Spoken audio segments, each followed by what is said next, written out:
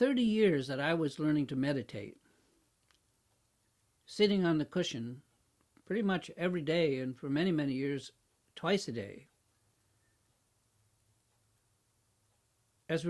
When it comes to what are the results of all that sitting meditation, if I look back on it, apparently the only thing that I accumulated were like more Dharma toys.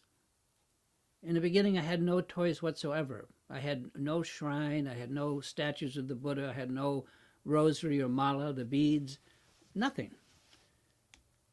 I had a little tiny piece of paper about this big with my Dharma name on it and a line drawing of the Buddha.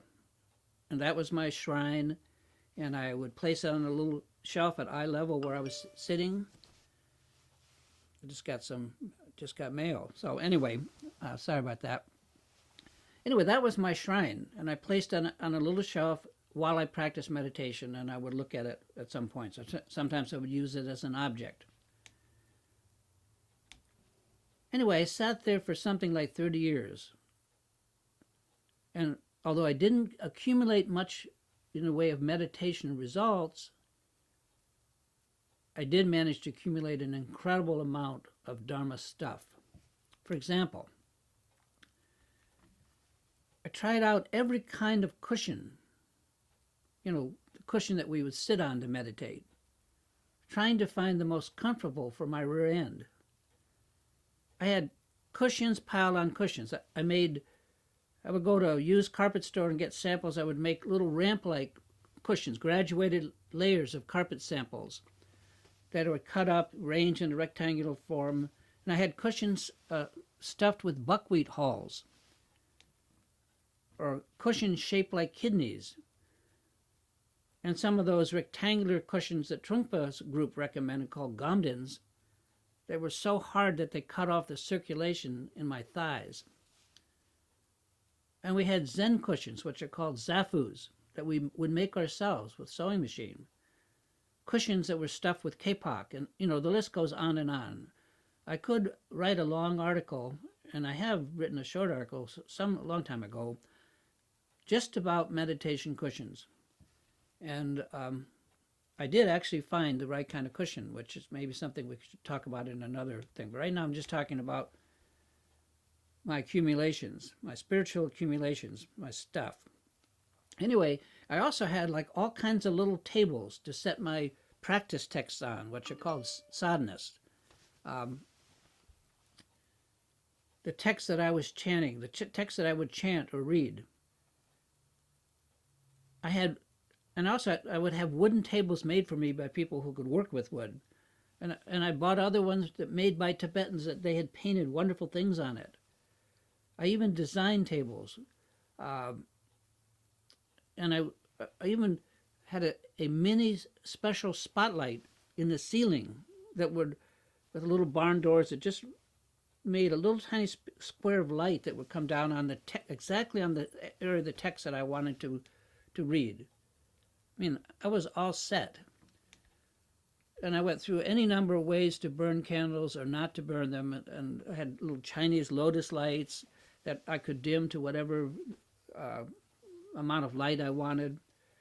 I had like wonderful shawls from India that I could put around my shoulders to keep me warm. Even ones that I measured and cut myself. And then I built little and large shrines. I had like a large wooden shrine built out of a 2-foot wide, 2-inch thick cherry, rare stuff, and others made out of black walnut. And some of them were small, little ones you could carry around. Other ones were large, room size, that were multi-tiered, would have 3 different tiers, and held dozens of statues and Dharma items. I spared no expense on my stuff. It even goes worse than that, farther than that. I started a whole mail order import business for Dharma items to help out our monastery, the monastery I work with that's in the mountains above Woodstock, New York, called KTD, Karma Triyana Dharma Chakra Monastery. Because at that time they weren't able to ship stuff to practitioners. So I decided I could do that. And I staffed and ran this Dharma goods store called KTD Dharma Goods for many years. And because of that, I had like a river of this Dharma stuff coming through our center from which I could, cherry pick just what I liked, and I liked. And I had the rosaries, or beads, what Tibetans call malas, 108 bead malas that the Tibetan Buddhists use to count prayers, to keep track of how many mantras you do or how many different kinds of practices. I mean, had malas made out of red coral, others made out of lapis lazuli, brilliant blue, all kinds of seeds, bodhi seeds, lotus seeds, sandalwood, other woods, amber, and all kinds of semi-precious stones. I mean, the list just goes on and on. I also had like little hand drums called damarus, and the larger drums that are used. I had Native American drums, Irish drums, and a huge Tibetan drum that could only be hung in a frame on the floor, stood on the floor. I had hand cymbals, sets of cymbals, and large brass singing bowls. And of course I had the traditional vajra and bells used in Tibetan ritual practice, and I learned how to use them. There were also many, many brocades and gauze, the little lockets you wear around your neck, and on and on and on. I think you get the point. I even learned to read Tibetan script. And as part of our Dharma Goods project, I had translated and printed on really great paper with foil embossed covers. I didn't do that translation. Many of the major practice texts of our whole lineage, dozens of them. So, I could go on, but I've not even described the dozens of fine statues of Buddhas and Bodhisattvas and other Tibetan deities that I acquired, and so on. I had lockets and vials and packets of blessing pills and door mantras and door hangings and wall hangings. Anyway, enough already. I think you know the punchline that's coming here. I was all dressed up Dharma style, but with nowhere to go. I was not really learning what I needed to know and why I started to study the Dharma and practice the Dharma in the first place. To be perfectly honest, aside from my inability to really learn to meditate, I did an awful lot of other practice. I actually did a lot of practices, many of which were good for me, and they did help to remove the obscurations in my mind. So don't be put off by my sense of humor here with all the paraphernalia. I'm laughing at myself. I guess I needed all that Dharma stuff just to keep my hopes up of getting anywhere with my practice. And it did help, all that stuff. But it's no substitute for actually learning to meditate, for progress with authentic meditation. All the elaborate Tibetan Dharma items were kind of just the frosting on the cake. So I had the frosting, but I had no cake. In other words, endlessly adding on to Dharma stuff did not guarantee learning Dharma meditation. It was just more stuff. But it was nice stuff. And I still love it. I admire all that stuff. But let's not confuse the baby with the bathwater. In America, at least for me, the Dharma came wrapped in Tibetan culture. And no one was interested or able to easily separate the one from the other. What was the Dharma that I needed, and what was this Tibetan culture that it was all interwoven with? Because everyone was afraid that something would be lost in the translation, and I understand that. In fact, all of my Dharma practices for all those years were done in Tibetan, which I could read a little bit of, so that really they were done in what's called transliteration, the phonetics of Tibetan. And as I said, all because it was unclear what could be lost if we suddenly switched to English.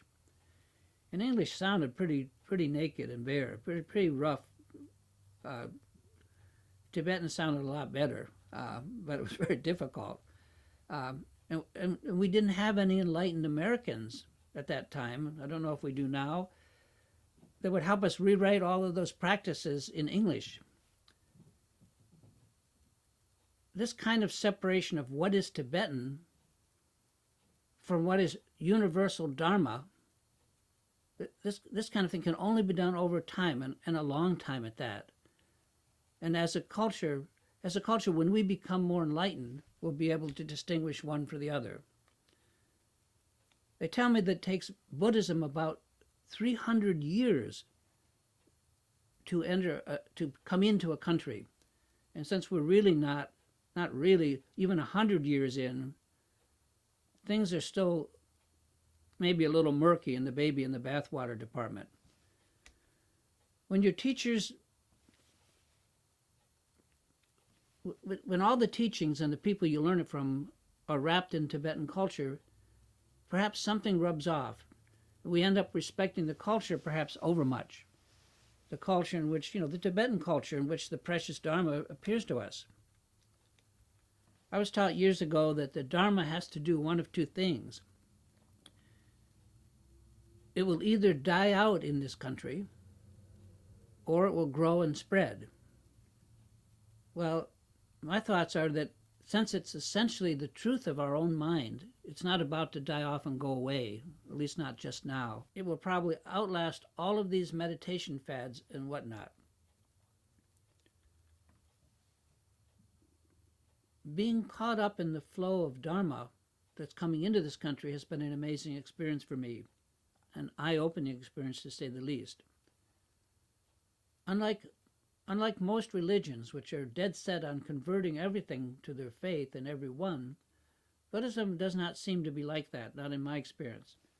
And this is a remarkable aspect of it. Buddhism is so fair or good that it changes nothing of whatever country it comes into. And this is totally clear just by looking at Tibet. The original religion of Tibet was called Bon. And when Buddhism came into Tibet, it didn't just stamp out or wipe out the Bon religion, because that religion remains today, almost like insects preserved in amber, preserved in the Buddhism that flowed into Tibet. And how could this be? My belief is that this is possible because Buddhism actually fulfills other religions that it contacts.